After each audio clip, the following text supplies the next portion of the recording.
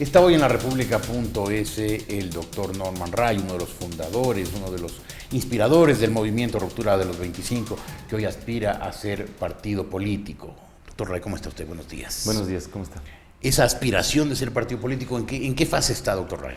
Bueno, es la aspiración de ser una organización política, nos estamos escribiendo como movimiento político. Como movimiento, no como partido. Así es. ¿Por qué? Porque eso nos permite tener la posibilidad de tener más adherentes, que es lo que la ley mismo señala, de movernos con, yo diría, con cierta flexibilidad en la búsqueda de personas que vayan sumándose a la propuesta. El proceso de inscripción de un partido político implica, por la complejidad de lo que implica, por ejemplo, la recolección de firmas, un proceso un poco más complejo, ¿no es cierto? Son fichas de registro con fotografía, firma, y lo que estamos viendo por la experiencia propia de la recolección es un proceso profundamente complejo. Pues claro, así fue elaborado por el gobierno precisamente para impedir que haya partidos políticos y poder tener un monopolio. Así parece, ¿verdad? O sea, usted que ha estado dentro del gobierno nos lo puede confirmar. Yo diría que hay algunas cosas en el Código de Democracia que podrían ser mejoradas. Yo pienso que primero era necesario superar los problemas que se dieron desde el año 78 hasta acá. Una fragmentación de fuerzas políticas extrema. Pero el Ecuador tiende a irse de un polo a otro. Entonces, ahora nosotros creemos firmemente de que hay que garantizar un pluralismo y cierta consistencia a nivel de las organizaciones. No se pueden hacer tampoco partidos o organizaciones políticas que se crean específicamente para un proceso electoral, sino que en la construcción de algo que se sostenga en el tiempo con una propuesta durante un número de años. ¿Y cuándo aspiran ustedes a tener ya listo, reconocido, operativo su movimiento político?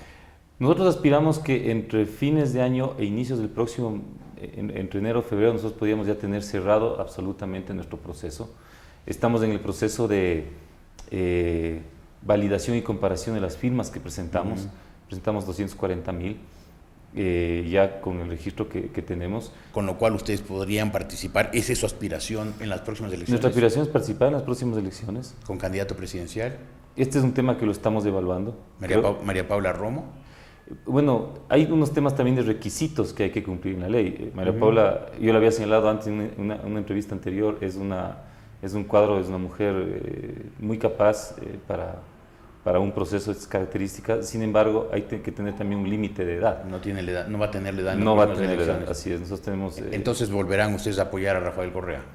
No, yo creo que estamos... No, pues nosotros estamos analizando, hemos tenido posiciones críticas también frente al gobierno y obviamente estamos haciendo un análisis del espectro electoral el próximo año, pero creemos que hay temas fuertes sobre los cuales podemos tener una línea de oposición también al gobierno, no en una línea absolutamente, inclusive la palabra exacta sería... No en una línea confrontacional. No sé si confrontacional no es la palabra, sino en una línea que busque no jugar el juego democrático para las transformaciones del país. Nosotros creemos absoluta y completamente de que el proceso tiene que llevarse de acuerdo a las reglas que están establecidas en la Constitución y es la cancha que jugamos. No estamos en una línea conspirativa, no somos una oposición que se construye en una línea de derecha al estilo de sociedad patriótica, por señalar solamente un ejemplo, y nosotros estamos construyendo una propuesta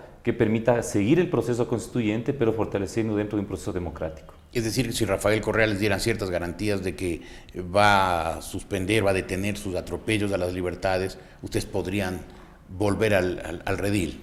Yo creo que el gobierno tiene que mandar mensajes claros de cuál es el proceso democrático y cómo lo quiere construir. Nosotros creemos que ha habido ciertas líneas sostenidas en las cuales nosotros no estábamos de acuerdo y por las cuales hemos tenido posiciones que inclusive nos llevaron a la salida del acuerdo que teníamos con el gobierno. Y obviamente eso está absolutamente claramente establecido. Es difícil decir qué es lo que va a hacer el gobierno en el futuro. Yo creo que nuestra línea de separarnos del gobierno significó efectivamente, primero una decisión compleja y obviamente de rechazo a la postura que tenía el Ejecutivo y de lo que entendió que era necesario hacer para reformar la justicia. Nosotros creemos que eso no estaba de acuerdo con lo que nosotros estábamos sosteniendo y defendiendo desde la propia Constitución de Montecristo. O sea, ¿ustedes no están de acuerdo con el anuncio del presidente Correa de meterle mano a la justicia? No, nosotros la rechazamos. ¿Y están de acuerdo con la agresión del presidente a la prensa?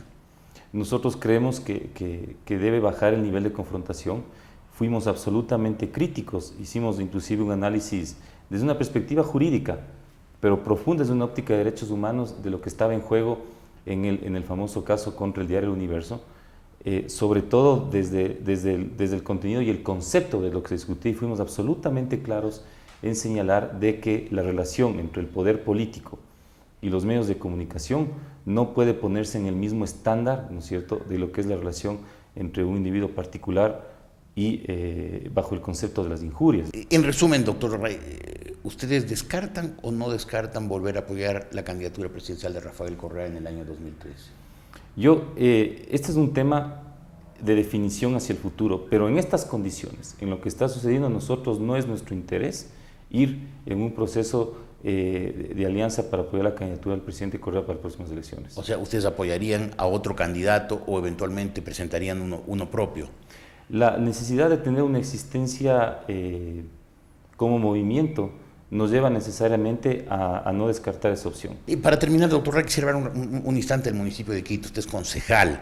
¿Qué opina usted de la gestión del alcalde Barrera? Porque hay cada vez más críticas. Se dice, bueno, ya está más de 2 años, no se ve obra, se ve palabras, ofertas, discursos, cadenas de televisión, pero obra, poca, casi nada. A ver, yo manifesté hace 3 semanas, me parece aproximadamente, en una entrevista en el Diario del Comercio, que lo peor que puede suceder en Quito es que las cosas no se hagan. Por lo tanto, en ese sentido, fui claro en que hay que fortalecer y ser mucho más exigente en el cumplimiento de los plazos y los cronogramas de la obra pública. Creo que eso es lo que la ciudadanía está a la espera.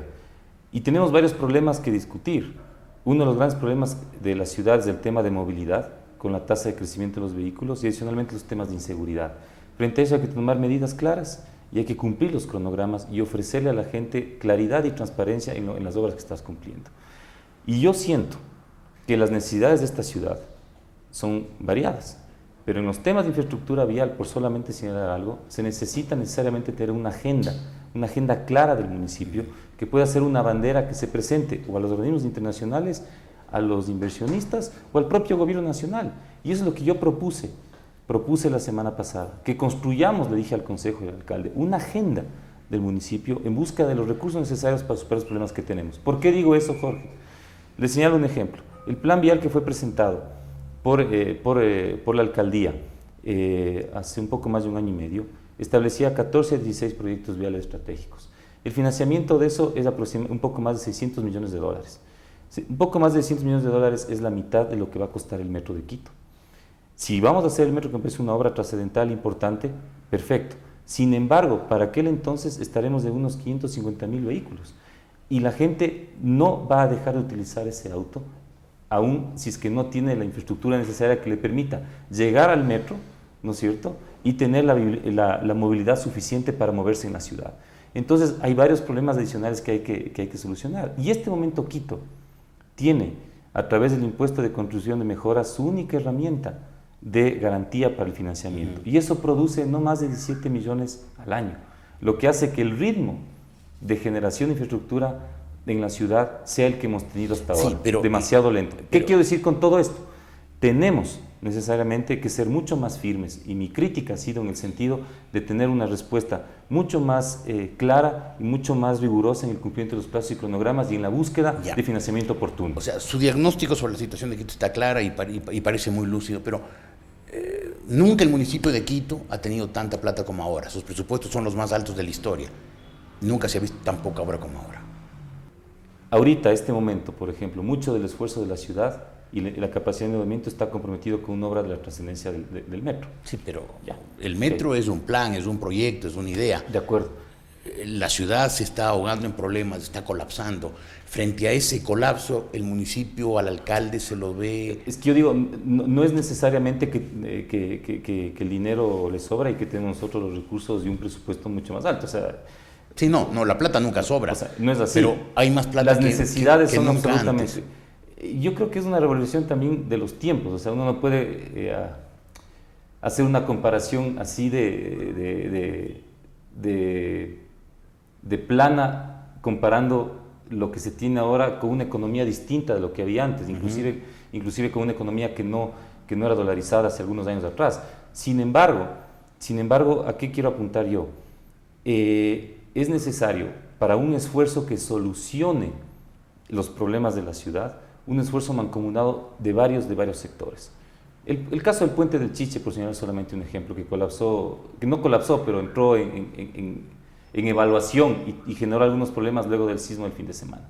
Ese puente es absolutamente estratégico y la ciudad en este momento no tiene los recursos para poder hacerlo. ¿En dónde se apalanca? ¿O cuál es el mecanismo que necesita? Tienes variados. Uno, ir hacia un proceso que la ciudad financie efectivamente su propia infraestructura, tasas diferenciadas de transporte, hablar sobre algunos de los temas que se plantearon al inicio de esta gestión, creo que mal planteados en el debate público, que generaron que la ciudadanía reaccione de manera negativa, como el tema del impuesto, por ejemplo, a los combustibles o las entradas diferenciadas a Quito, que hacen en otras ciudades. Sin embargo, ¿cuál es el otro tema donde tenemos que trabajar? Tenemos que trabajar necesariamente con el gobierno nacional. Y lo que creemos nosotros es que invertir por parte del gobierno nacional en Quito, en temas de movilidad, es estratégico para la ciudad. Y yo creo que ahí es donde todavía no se ha logrado establecer un puente de coordinación suficiente, ¿no es cierto?, entre la alcaldía de Quito, el Consejo y el gobierno nacional, pese a que ambos están dentro del movimiento político. El metro, usted lo mencionó, el metro es difícil financiarlo, es mucha plata. El desplante que le hizo el presidente Correa el otro día al Banco Mundial no le cierra las puertas más amplias que tenía el municipio de Quito para lograr el financiamiento para el metro. Creo que puede traer inconvenientes. Yo pensaría de que en este momento no se deberían cerrar las opciones de financiamiento. Lo que habría que discutir son las condiciones pero si el presidente, soberanas en relación a eso. Pero si el presidente le hace el desplante que le hace el Banco Mundial en la cumbre iberoamericana en Asunción, la mejor opción que tenía el municipio de Quito para financiar el metro desapareció por obra y gracia de un desplante. Es una de las opciones, pero no creo que sea la única ni la mejor. Obviamente, la ciudad de Quito, para la inversión en estos temas, necesita garantía soberana. Y obviamente eso implica que el gobierno tenga las posibilidades y las relaciones y la credibilidad suficiente para poder tener los recursos de financiamiento en ese organismo y en otros más. Entonces sí hay una dependencia, como es el caso de Quito, de Guayaquil, de Cuenca, de cualquier otra ciudad en infraestructura de esas características. Entonces a nosotros sí, como ciudad, nos conviene de que tengamos la posibilidad de tener una vía de comunicación mucho más fluida con organismos que permitirían el financiamiento de esa y otras obras. Nosotros estamos trabajando, por ejemplo, el tema de la Ruta Viva hasta este momento con la CAF. Tenemos que tener una relación fluida con la Revolución Andina de Fomento. Tendremos que tener una buena relación con el Banco Interamericano de Desarrollo, porque tenemos una dinámica económica que necesariamente nos lleva a tener efectivamente esos canales de diálogo, no bajo una línea de sumisión, pero sí una relación soberana que veamos la convergencia de esfuerzos para mejorar la calidad de vida de la gente. Entonces ahí yo creo que eso sí, obviamente va a traer problemas en el mecanismo de financiamiento, posiblemente, si es que se apuntaba a esa línea en algún momento, ¿no? Muy bien, doctor Ray, gracias por haber estado hoy en la República. Buenos días. El doctor Norman Ray, uno de los fundadores, uno de los ideólogos, uno de los dirigentes del futuro movimiento político ya en trámite, ruptura de los 25.